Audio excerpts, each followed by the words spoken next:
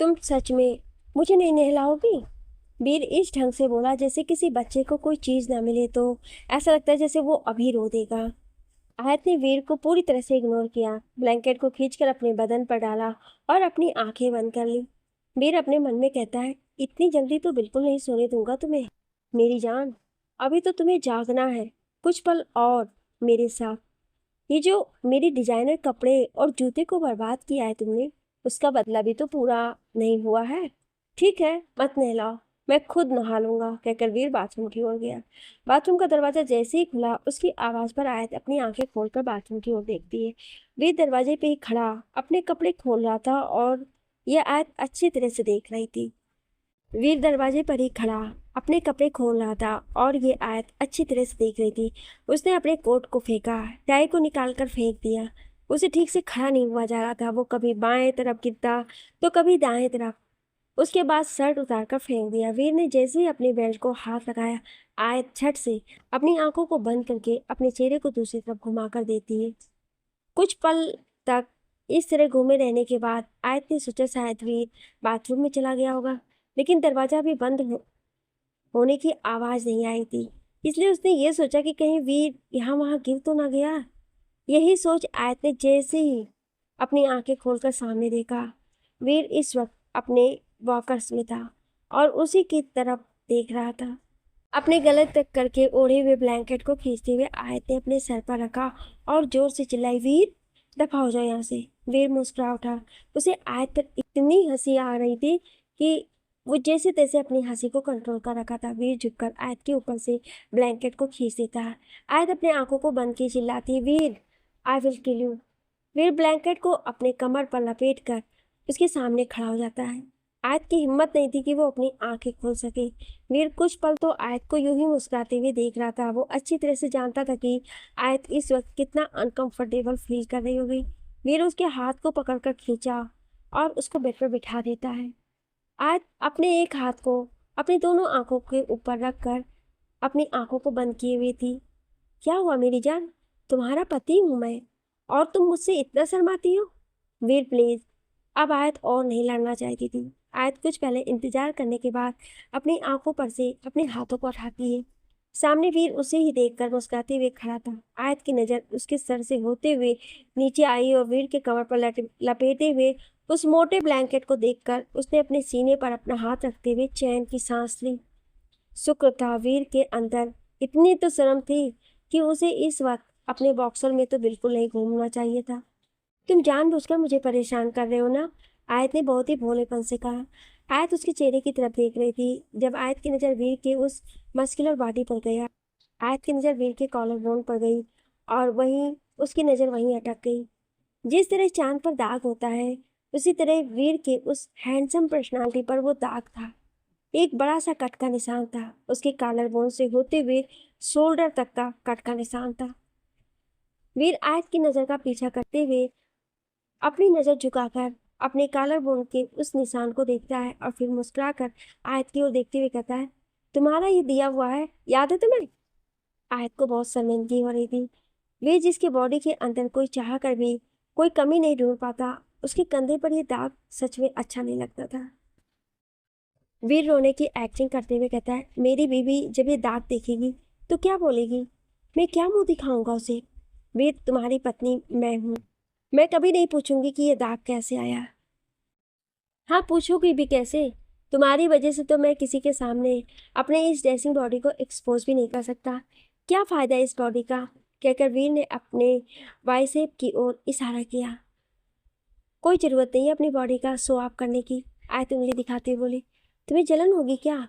आयत अपनी नजर चुराने लगती है। वीर उसके सामने बैठे हुए कहता है, मुझे नहला दो ना, मुझे सच में नहाना है, मुझे हेडेक हो रहा है।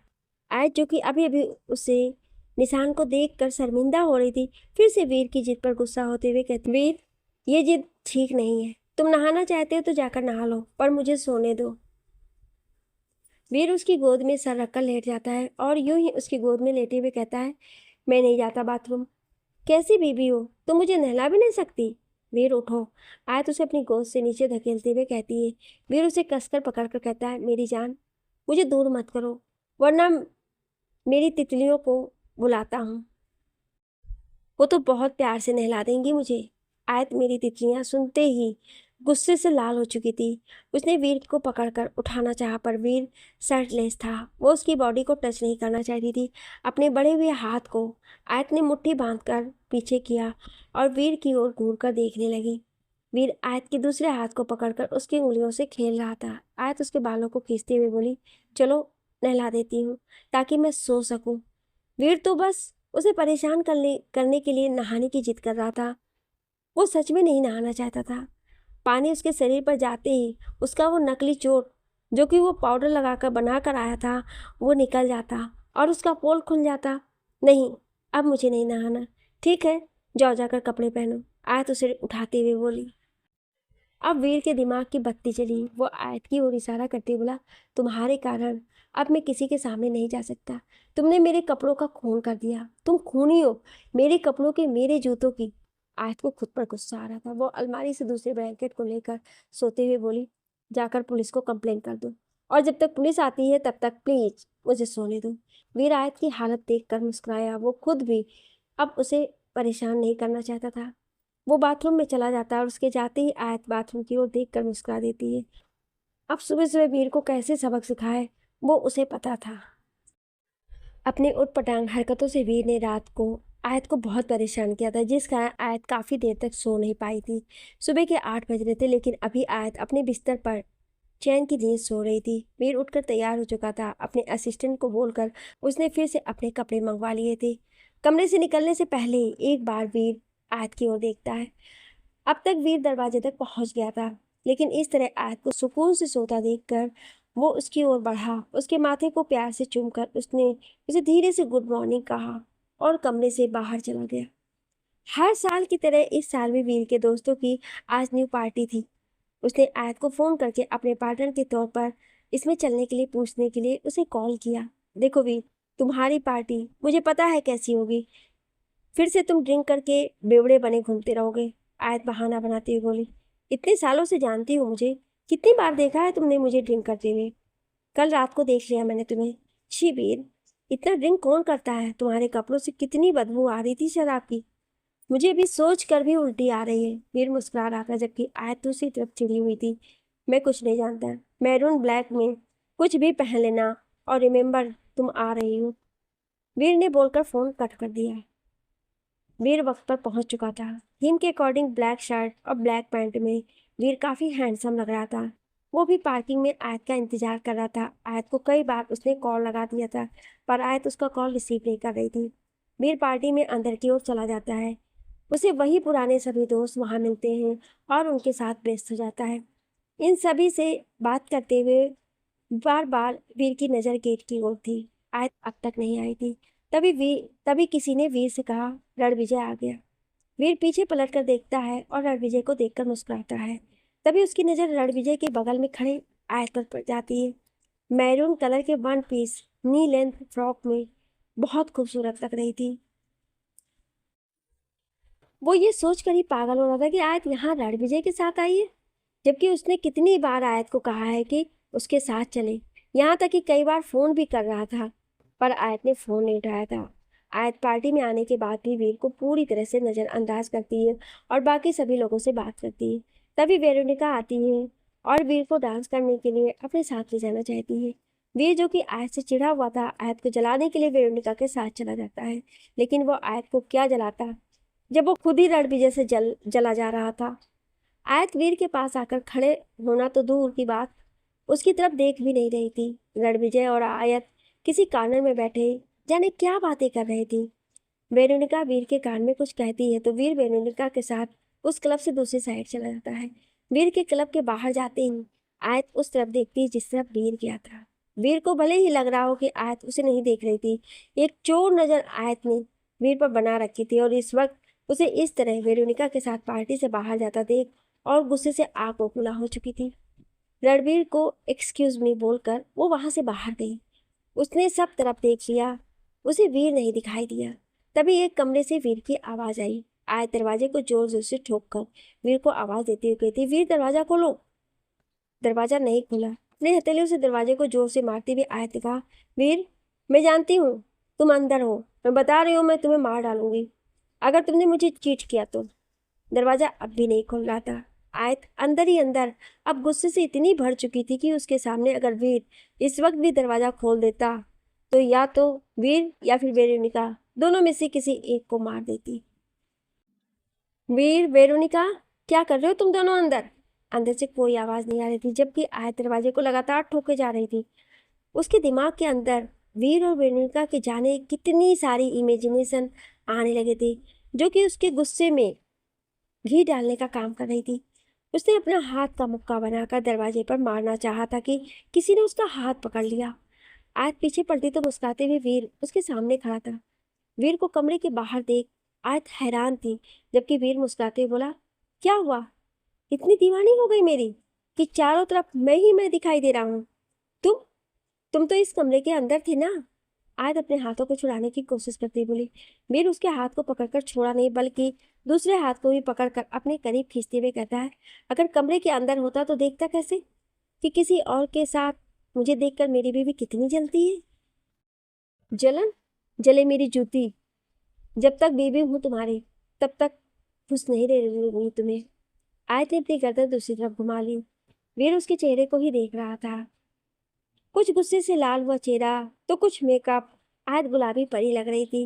वीर उसके सर को अपने होठों से चूमते बोला, अंदर नहीं था मैं, बस तुम्हें दिखाने के लिए इस तरफ आया था।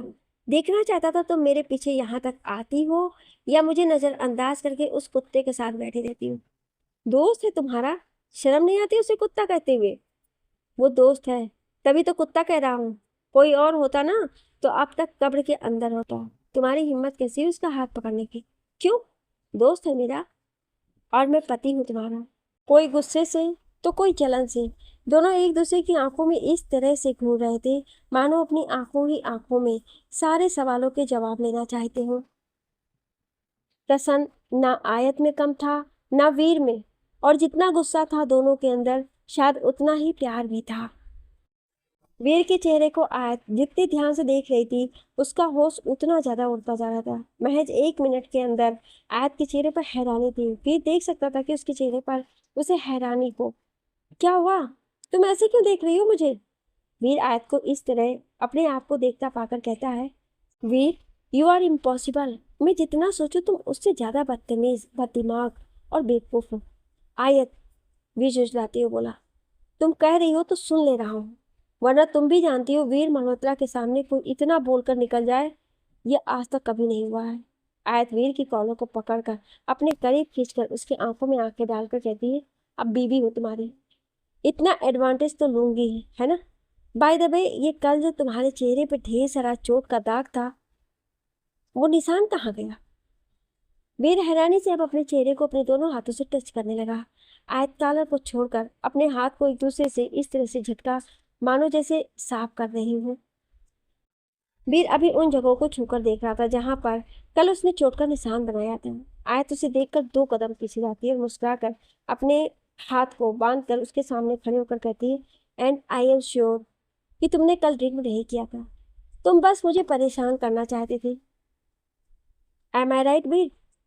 वीर तो मानो जैसे अपने पोल खुल जाने के कारण ये समझ नहीं पा रहा था कि वो क्या कहे। एक तो पहले आयत नाराज थी और अब और ज्यादा नाराज होने वाली थी। आयत वीर को इग्नोर करके बाहर की तरफ चल देती है। आयत, वीर उसका नाम चिल्लाते हुए उसके पीछे पीछे जा रहा था।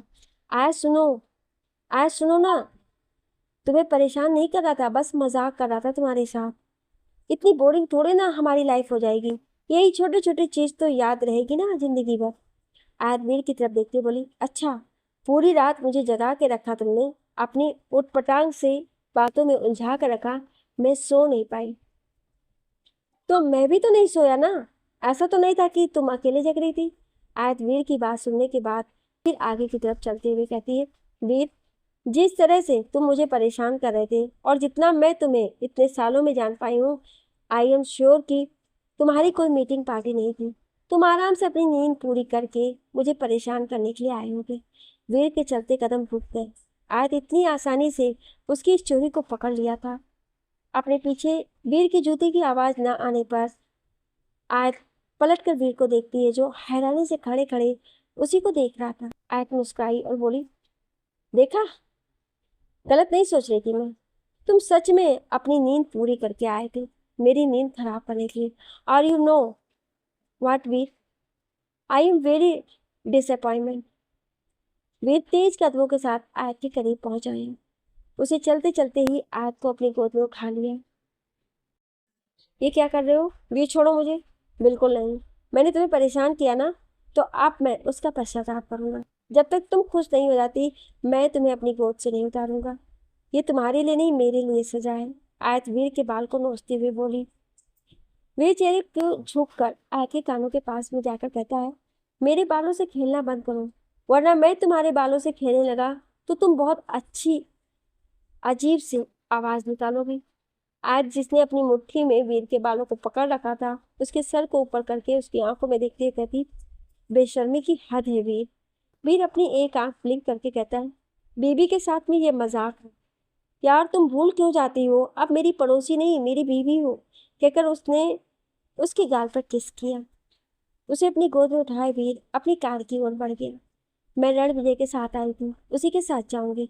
तुम किसके साथ आई थी यहाँ ये नहीं पता, तुम मेरे साथ जाओगी एंड इट्स फाइनल। कहकर उसने अब तक सीट पर आयत को बिठा दिया था। सीट बेल्ट लगाकर वे दूसरी तरफ से अपनी ड्राइविंग सीट पर बैठा और गाड़ी लेकर चला गया। मल्होत्रा हाउस पहुंचते ही वीर झट से दौड़कर आयत को गोद में उठाने के लिए आता है, लेकिन आयत सीट बेल्ट खोलकर जब तक वीर आता उसके पहले ही अंदर भाग जाती है। वीर उसे इस तरह से भागता देख हंसते हुए घर के अंदर आ जाता है। वीर को सबक सिखाने के लिए आयत सवेरे उठ गई थी। वीर क्योंकि अपनी हेल्थ को लेकर बहुत ज़्यादा कॉन्शियस था और ज़्यादा करके उबली हुई चीज ही खाता था। तीखा वीर को बिल्कुल बर्दाश्त नहीं हो रहा था, इसी कारण उसके खाने में मिर्ची डाली हुई नहीं जाती थी। लेकिन आज आयत वीर की सब्जियों में मिर्ची को मिर्ची डाल दिया था। थोड़ी देर उस मिर्ची को पकाने के बाद उसने एक एक करके सभी मिर्ची को चुनकर फेंक दिया, ताकि वीर को पता न चले कि खाने में मिर्ची है। और डाइनिंग टेबल पर आकर वीर को परेशान होते हुए देखना चाहती थी। वीर तैयार होकर अपने कमरे से निकला और डाइनिंग टेबल पर बैठा। सभी को गुड मॉर्निंग विश करने के बाद वो अपना खाना जैसे मुंह में लेता है उसे तीखापन महसूस होता है। उसने अपने मुंह में लिया निवाला उगल देता है और नौकरों की तरफ देखकर चिल्लाते हुए कहता है, मिर्ची क्यों डाला इसमें। कुक जो कि खाना बनाया करता था वो अपनी गर्दन झुकाकर डरते हुए कहता है, सर मैंने नहीं डाला, हमें पता है कि आप बिल्कुल भी मिर्ची नहीं खाते हैं, आज तक कभी हमने आपके खाने में मिर्ची ही नहीं डाली है। वीर उसे खाने को ध्यान से देखता है, फिर आयत जो कि मुस्कुराकर वीर को देख रही थी।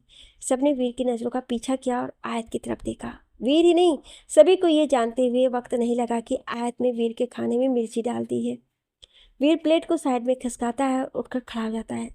वो ऐसे लड़ना नहीं चाहता था और उसे डांटना भी नहीं चाहता था, इसलिए चुपचाप बाहर की तरफ चला गया। वीर के इस तरह भूखे जाने के कारण सुधा जी आयत से कहती, ये कैसा बचपना है आयत। आयत ने सुधा जी की तरफ देखा जो उससे नाराज नजर आ रही थी।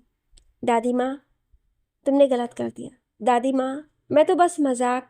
आयत तुम जानती हो ना वीर को मिर्ची बिल्कुल बर्दाश्त नहीं होती और तुमने जानबूझकर ऐसा किया, और तुम्हें ये भी पता है कि अपने हेल्थ को लेकर वो कितना सचेत है कि बाहर का खाना भी नहीं खाता है। आज पूरा दिन भूखा रह जाएगा, क्योंकि अब तक हम घर से खाना भेज भी दें तो गुस्से में मुंह से निवाला नीचे नहीं उतरेगा। सुधा जी बोलकर आयत को नाराजगी से देखती हैं। सुधा जी कभी आयत को डांटती नहीं थी, इसलिए जब सुधा जी ने आयत को डांटा तो आयत समझ गई कि शायद उसे उसके खाने के साथ मजाक नहीं करना चाहिए था। वीर की इस आदत के बारे में आयत को भी पता था। वीर बाहर का कभी नहीं खाता था, घर का भी बहुत ही लिमिटेड फूड खाया करता था। रंजीत जी आयत को समझाते हुए कहते हैं, ठीक है तुम दोनों में जितने भी झगड़े होते हैं, तुमने उसको कपड़ों को काटा, जूते को खराब किया, हमने नहीं कहा, कोई बात नहीं, लेकिन बेटा वो अभी अभी तो ठीक हुआ है ना, ऐसा कभी मत करना। सुबह का खाना इंसान पेट भर खाए तो दिन अच्छा जाता है। आयत को खुद खराब लग रहा था कि वीर भूखा चला गया है, बल्कि अब उसे टिफिन भी नहीं खाएगा। माही और राजवीर आयत को इतनी डांट पड़ चुकी थी कि इसलिए कुछ कहना नहीं चाहते थे तो चुप रह गए। वो किचन में गई और सैफ से कहकर वीर के लिए खाना बनवाया। सैफ खाना बनाकर टिफ़िन पैक करके देता है। टिफ़िन लेकर घर से निकल चुकी थी। माही उसे जाते देखकर मुस्कुरा रही थी।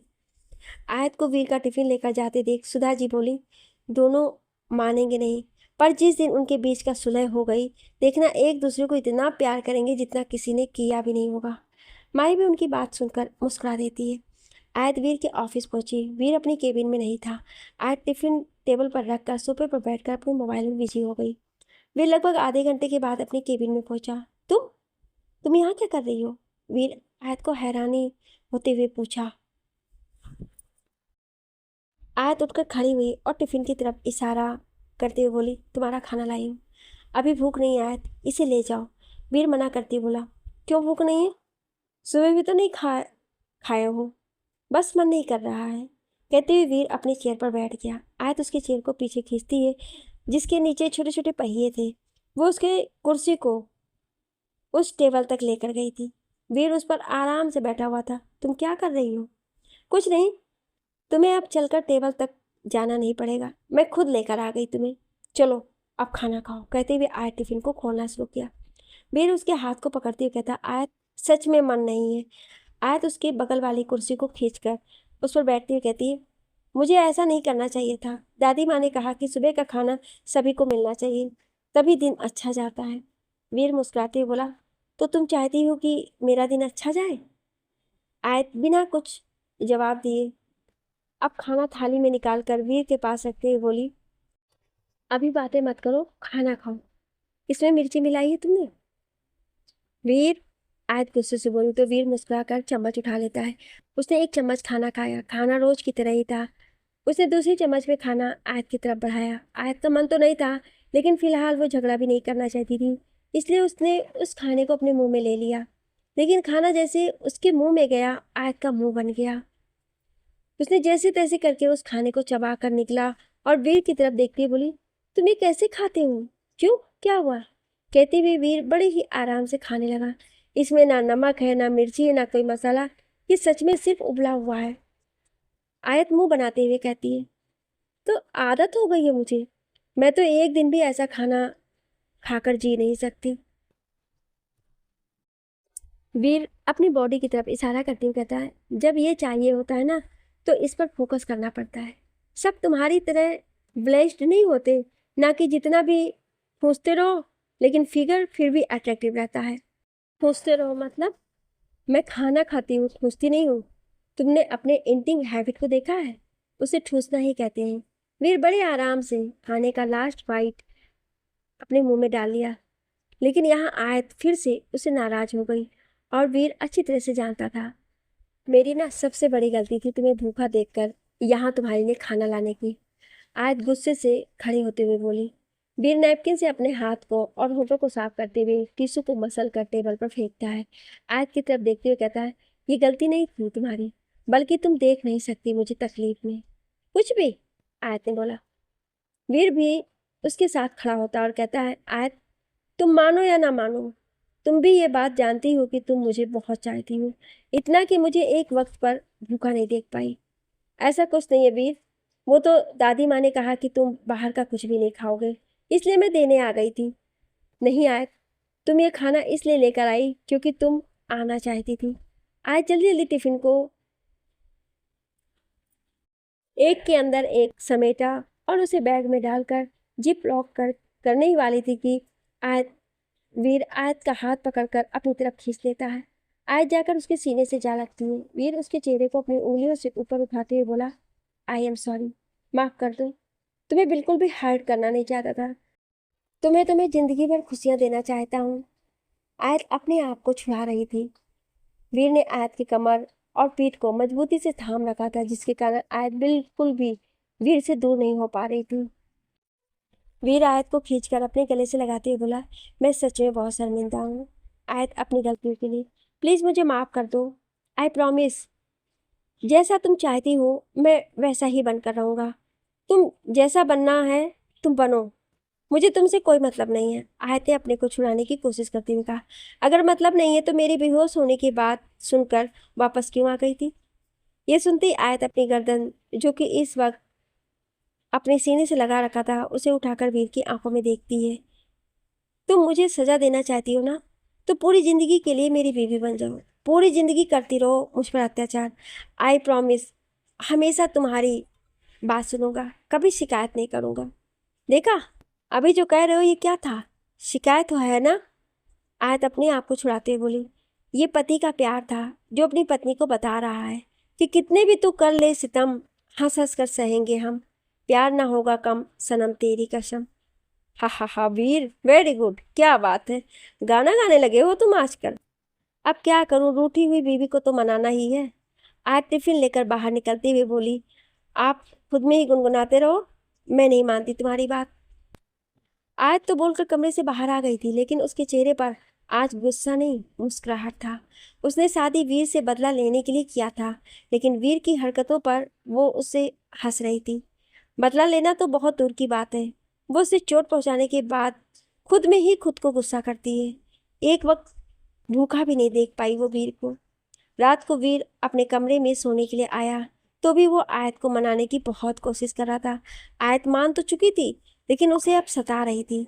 ये नोक झोंक पिछले 15 दिनों से चलती आ रही थी। आयत इतनी वीर को परेशान करने का एक मौका नहीं छोड़ा था, और वीर ने आयत को इम्प्रेस करने का एक भी मौका नहीं छोड़ा।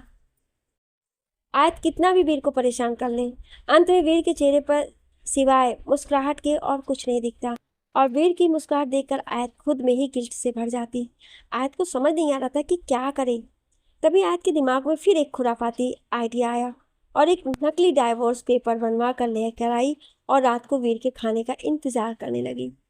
रात को वीर कमरे में आया तो आयत को बेचैनी से टहलते हुए देखकर कहता है, अभी मैराथन को टाइम है, अभी से इतना चलने की जरूरत नहीं है।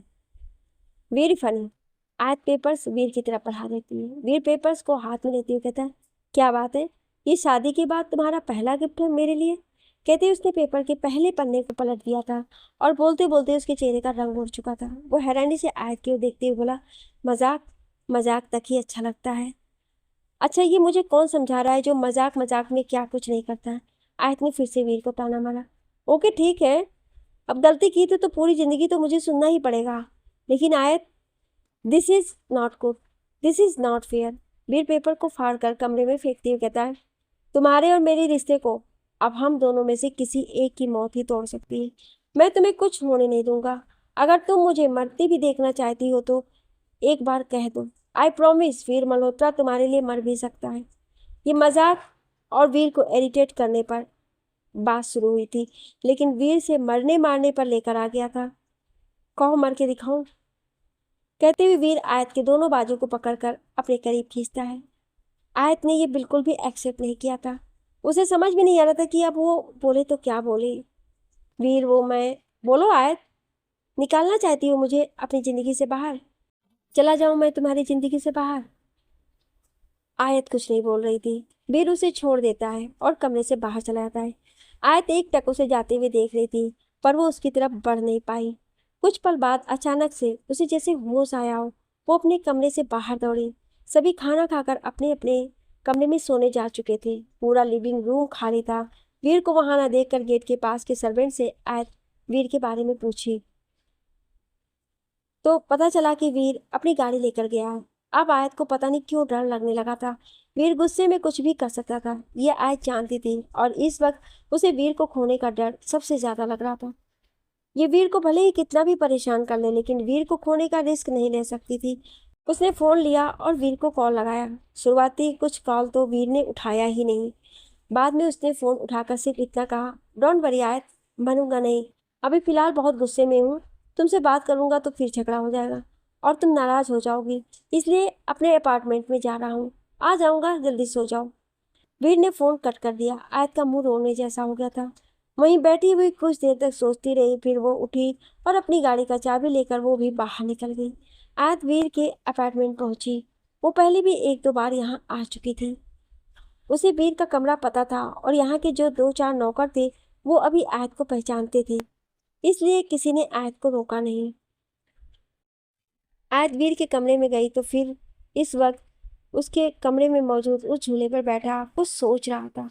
झूला उतना बड़ा भी नहीं था कि दो लोग आराम से उस पर बैठ पाए, लेकिन फिर भी आयत उस छोटी सी जगह में वीर के बगल में उस झूले पर जाकर बैठ गई।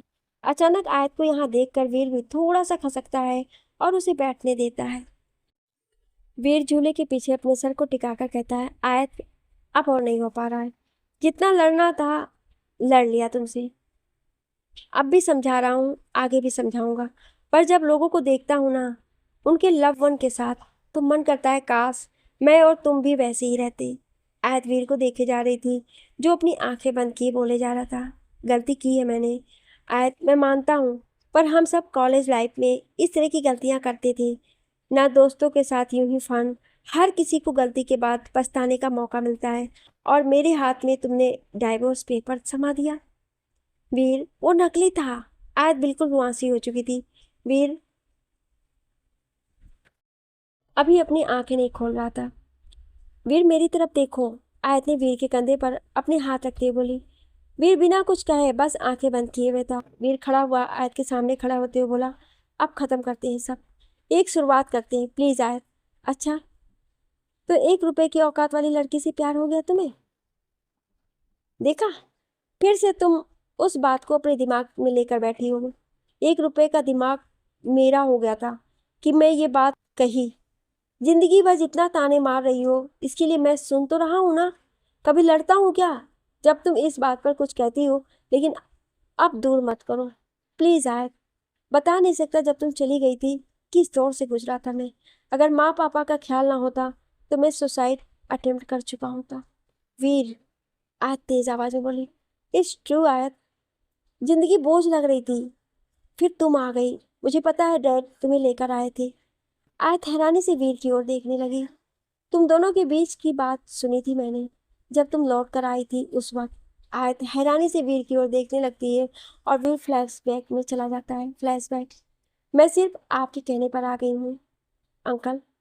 अब मुझे वीर पर बिल्कुल भरोसा नहीं है। तुम कह तो रही थी आयत कि तुम मेरे कहने पर आई हो और तुम्हें वीर पर भरोसा नहीं, पर तुम यहाँ सिर्फ वीर के लिए आई हो। राजवीर और आयत दोनों आयत के घर के इस बेंच पर बैठी थी जिस पर कभी आयत अपनी माँ के साथ बैठती थी। देखो आयत, वीर की गलती मैं भी मान जानता हूँ, और गलत है। उसने जो कुछ भी किया सरासर गलत है। पर मैं भी ये भी जानना चाहता हूँ कि वो तुमसे बहुत प्यार करता है।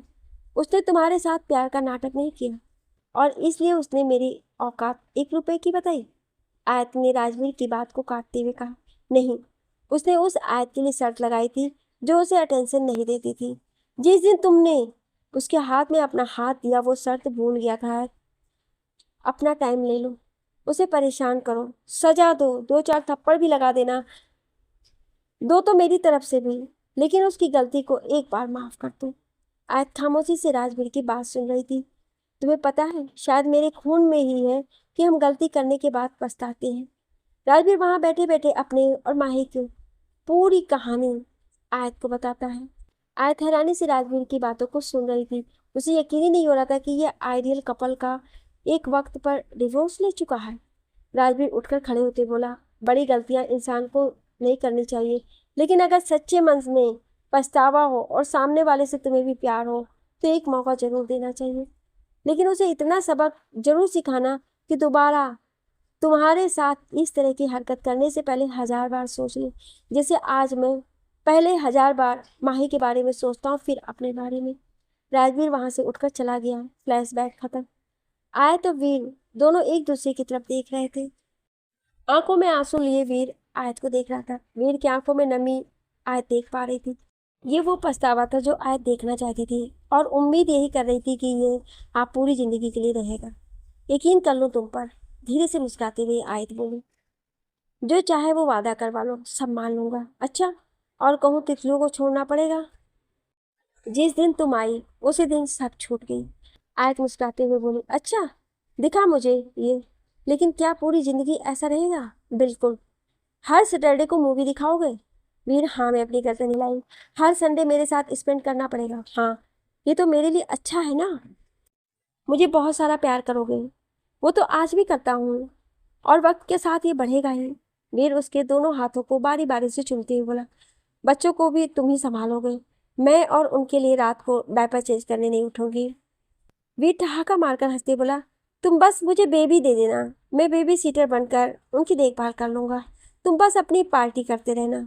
शट अप वीर, मैं पार्टी नहीं करती। वीर उसे खींचकर अपने गले से लगा लेता है और आयत भी उससे लिपट जाती है। आज जाने कितने दिनों के बाद दोनों मन से एक दूसरे के गले लगे थे। जाने कितने दिनों के बाद वो दिल जो साथ चाहते हुए भी एक दूसरे से अलग थे, आज अपनी धड़कनों से एक दूसरे के पास होने का एहसास करवा रहे थे। आयत वीर के कंधे से अपने सर को हटाकर वीर की आंखों में आ रहे आंसू को पोंछते हुए कही, पहली बार तुम्हें रोता हुआ देख रही हूँ, ये तुम्हारे लिए आ ही जाते हैं। वीर थोड़ा सा झुका, उसके होठों को चूमते हुए आयत के आंसू को पोंछते हुए बोला, आई एम सो हैप्पी।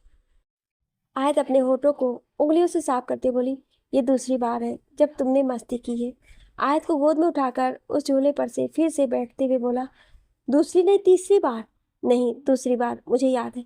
आयत, जब तुम क्लास में थी, तुम्हें याद है एनुअल डे में तुम्हें लेट हो गया था। करुणा आंटी ने तुम्हें लाने के लिए मुझे भेजा था, पर तुम रास्ते में सो गई थी। हाँ तो? वीर अपने बालों को खुजलाते हुए बोला, पहली किस तभी की थी मैंने। आयत की हैरानी का ठिकाना नहीं था। उसकी लाइफ की पहली किस इस वीर ने उससे कब चुराई? आयत को पता भी नहीं चला था। आयत ने वीर के बालों को अपने दोनों हाथों से पकड़कर खींचा। वीर आयत को अपनी तरफ खींचकर उसे अपने गले से लगा लेता है। मुस्कुराकर आयत ने भी उसकी पीठ पर अपना हाथ रख दिया। बचपन से चली आ रही उनकी ये नोक झोंक शायद पूरी जिंदगी ही होती रहेगी, लेकिन जितना ये सच है कि ये लड़ते हैं, उतना ये भी सच है कि दोनों एक दूसरे से प्यार भी बहुत करते हैं। अगले दिन दोनों उस अपार्टमेंट से गुजर रहे थे। इतने दिनों के बाद दोनों मिले थे और इतनी आसानी से ना वीर आयत को छोड़ना चाहता था, ना आयत वीर को। जब फोन करके आयत ने माही को सारी बात बताई तो माही खुशी से पूरे घर में ये समाचार सबको सुना रही थी। आखिर इस घर के बेटे और बहू के बीच में चल रही थी खींचातानी फाइनली खत्म हो गई थी। अगले दिन जब आयत और वीर घर आए, पूरा परिवार बहुत खुश था। हमारी ये कहानी जो माही और राजवीर की कहानी से शुरू हुई थी, आखिर वीर और आयत की कहानी पर आज खत्म हो रही है। एक गलती राजवीर ने की थी, माही ने उसे माफ करके एक मौका दिया था, और उसे भी राजवीर ने उसे मौके को कभी जाया नहीं जाने दिया। ठीक उसी तरह से वीर भी अब उस मौके को जाया नहीं जाने दे रहा था। वो अपने हर एक कोशिश करता जिससे आयत खुश रहे। आयत भी अपने कैरियर पर फोकस कर रही थी, लेकिन सबसे ज्यादा फोकस रिश्ते पर था। दोनों मिलकर आज अपनी जिंदगी हंसी खुशी बिता रहे थे। अब तो माही दादी भी बनने वाली है। सुधा जी और सरता जी की खुशी का ठिकाना ही नहीं है। इस घर में फिर से नन्ना मुन्ना मेहमान आने वाला है। उनको उनकी खुशियों को अब आगे किसी की नजर न लगे, यही उम्मीद करते हुए इस कहानी को भी यही खत्म करते हैं। आप सभी को ये कहानी कैसी लगी हमें कमेंट करके जरूर बताइएगा, और ऐसी ही कहानियाँ सुनने के लिए हमारे चैनल को सब्सक्राइब जरूर करें। Thank you.